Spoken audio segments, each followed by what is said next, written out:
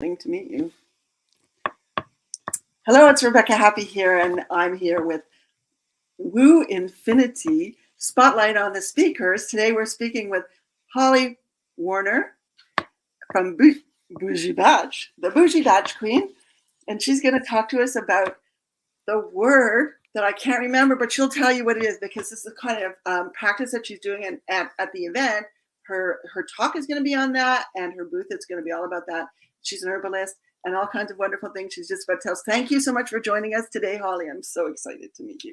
Thank you for having me. It's okay. It's hard for everyone to say Spagyric. Spagyric. Okay, perfect. So it is Spagyric medicine, and I am an herbal alchemist. I also am a clinical herbalist and a bunch of other medical qualifications that mean absolutely nothing as I sit here with my witch's broom above me and my crystals and my grimoire and my bougie batches. Yeah, so tell us about those batches because they sound like intriguing, even if you have the witch's hat up there. I never noticed. But tell us about a little bit about what that is and how you came to sort of creating them.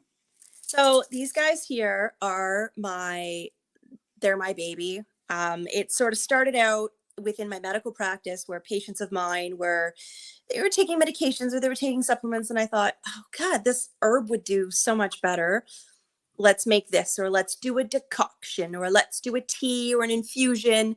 And I thought, oh, this would be so much more effective as a tincture. So I just was making tinctures for my patients in my clinical practice, which then turned into me playing with recipes and doing things. And one bottle floated down the block to a neighbor, which floated to another neighbor, which a few weeks later ended up with a knock on the door, and somebody presented me with a mason jar and they said, "Can I get some of your magic elixir?" And I went, "What? What are we talking about?" And that's when it sort of became, I need to not just give they were bottles like this that were not labeled. I needed to put labels, and I needed to get them out there to more people because they were these amazing remedies, and herbs are magic, which then turned into me incorporating terpenes into the blend. And now I have this amazing, beautiful, loyal, almost cult following where, during the pandemic, when you couldn't get certain herbs and I couldn't source certain things for this, I had people one woman said, "I will give you $200 if you find me a bottle of your private stash." And I kind of went, whoa, okay. So tell us a little bit about what's a tincture? So we have a lot of different terms for things. There's tinctures and there's tonics and there's oxymels, and each thing is sort of different. We put tinctures under this little umbrella, but when people use the term, it's not always correct. A tincture is typically herbs used in a specific menstruum, meaning alcohol. Sometimes you'll take herbs, you'll put them into, dried herb into a 40% to 60% menstruum of alcohol. Typically vodka or grain alcohol. Some things like roots require a higher percentage, a 70 to 90%. You're putting them into, more of like an ethanol alcohol, and you let them sit. And you shake them once in a while, and then you strain the herbs out and you put them in a bottle, and that is a tincture. Tonics are typically done with whether, you're making a syrup or you're doing it with apple cider vinegar. And then you have oxymels, which are oxy, meaning acid. So vinegar, mel, honey, you put them together with whatever garlic, onions, herbs. It's an oxymel. So there's different menstruums, meaning different things. The tincture itself is typically an alcohol base. Some of them are glycerin based, but typically it's an alcohol base. So these are all sort of created like historically as for medicinal purposes. Yes. It's I think when we didn't have advanced medicine, we did people in their homes, everybody knew somebody who did tinctures. Is that correct? Yes. Yeah. Most of us were burned as witches. Okay. There was once upon a day, being an herbalist was not the trade you wanted to be in, but you were born into it. And as an Irish and a Scottish woman, the folklore runs deep. Right. Do you know, is this very developed in France as well? I lived in France for a little while, and they seem to be just the public seem to know all about herbs and harvesting. They would go up the mountain, and everybody did it. Oh yeah. what seemed as a very common practice. Oh, And it wasn't absolutely. so esoteric. Whatever kitchen you go into, and the elder, they call us the crones, the older with the gray hair. And I love the crone actually means the elder with the wisdom who wears the crown. Oh, wow. Okay. So when someone says you're a crone, I say thank you. It's a beautiful term. A hag is like the angel. So I'm okay with all of those. You go into the kitchen, you see them doing, oh, you have a cold, and they've got the ginger and they're doing the things with the honey. This is herbalism. Right. Whether you're Italian or French or no matter Indian, whatever you are, you're going to have that folklore that's been passed down through the generations. I don't know why we put the onion on the bottom of the foot when someone's sick, but my grandma did it, her grandma did it, and her grandma. So we do it. So what made you get into like the spagyric medicine? Yes. Is a little bit substantially different than sort of basic tinctures or even naturopathic remedies and all this kind of stuff. Can you just elaborate a little bit on that? Because you said earlier that that's going to be the subject of your talk at this coming April's spiritual summit. So when you take an herbal remedy, you go to the store, and I'll use something common that most people know about. We say, oh, I have a cold. I'm going to go to the health food store and I'm going to get some elderberry syrup. Perfect. Here you go. Why didn't it work?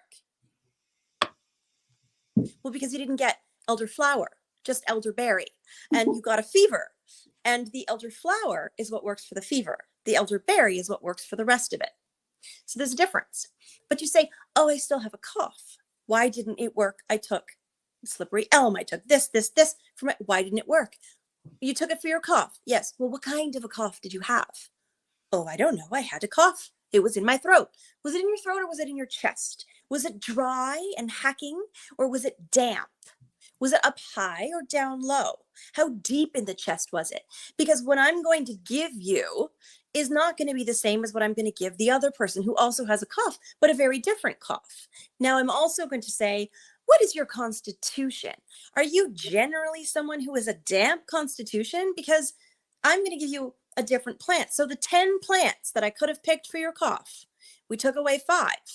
Now we've taken away, we only have 2. And then I go, when were you born? What's your planetary alignment? Oh, this is the plant. We narrowed it down from all of the possibilities to something that's just for you, the individual you. Mm-hmm. Because the planets and the moon and everything else came into play. And that's when I realized, okay, that's woo-woo BS, but it works. Okay. Well, where's the science? I need the science. I am the science witch. This is what the science witch. And that was it. That was the end of it. I went, you know what? Screw the science. I still use the science. I use the soxolite. I do the extractions. I love it. I love the chemistry. I love the science. But the folklore is where it sings to your soul.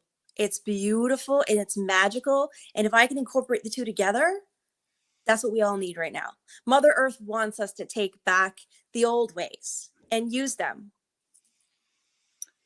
Are you growing your own herbs? Do you have a big herb garden, or you're getting them in the community or the woods? I am. I'm growing snow right now. A beautiful backyard of snow. It's glorious and white. It glistens in the moonlight. It's delightful. I started chanting that. All right, you know what I'm talking about. I do grow some of my own herbs. I also source them. I have people who grow for me, who I know how they're growing, where they're growing, what they're growing in.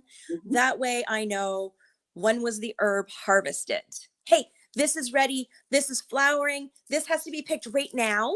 We have 2 days to get this done. Get it over to me. Get it into the soxolite because it's fresh. Needs to go through that to extract it so that I can get the mineral content out of it. I mean, that's the science part, but also the spagyric medicine so that I can go, okay, now this very small batch done this way is for this. And it's done. And that's it. And then sometimes I let it do another cycle where it sits in the moonlight and it does all of the things. So that's being able to work small batches with small farms that's how I do all of that. And then some of the other stuff that's not necessarily done in a strict spagyric fashion. I may not know when the herb was harvested, but I still on my end follow, moon cycles and all of that. Are there a lot of people that do this kind of medicine? No. No. I don't think there's anyone else locally that's doing this. Mm-hmm. It's not a term that when I say I do spagyric medicine, people go, spa. It's a spa. What? Bless you. It's not something that's talked about. Astrological medicine. Yeah. Is what it is. Astrological. Yeah. Do you know anything about astrology, or you just no?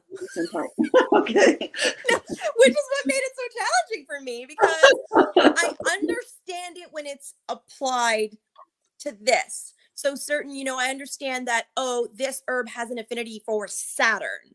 It's got Saturn characteristic. I get that, which means that it's the old man Saturn. It's the 7 moons away. It's blah, blah, blah. It's slow. I understand that means this herb is going to work slower, take longer to take effect, yada, yada. So I get that. But then if you ask me, who's moon sign, sun sign, astrological chart, blah. Huh?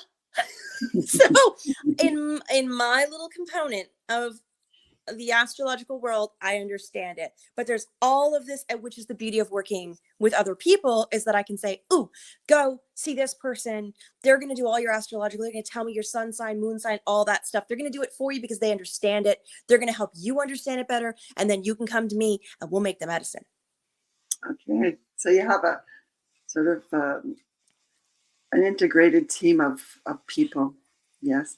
So we're going to wrap this up. I heard that you're also going to be offering a workshop. Yes. So tell us a little bit about your workshop and how do people, get access to it on April 22nd. The workshop's going to be launched. I think you guys are giving out links, and we're going to put the link, or I'm not quite sure on how those details are working. We're still finalizing that. The workshop's going to show you kind of how to make your own herbal medicine. Okay. In your kitchen, how to make your own little tinctures that'll last you, here it is, put it in the cupboard. It's good for a year. How to make an oxymel for cold and flu season. There was a shortage of antibiotics. So how to kind of make something that has its own antibiotic properties so that you can either tide yourself over until you get to the doctor if you get hit on a Friday, or maybe it's going to be a remedy that it took care of it enough that you are okay now. So I'm going to kind of teach people how to do that in a smaller scale.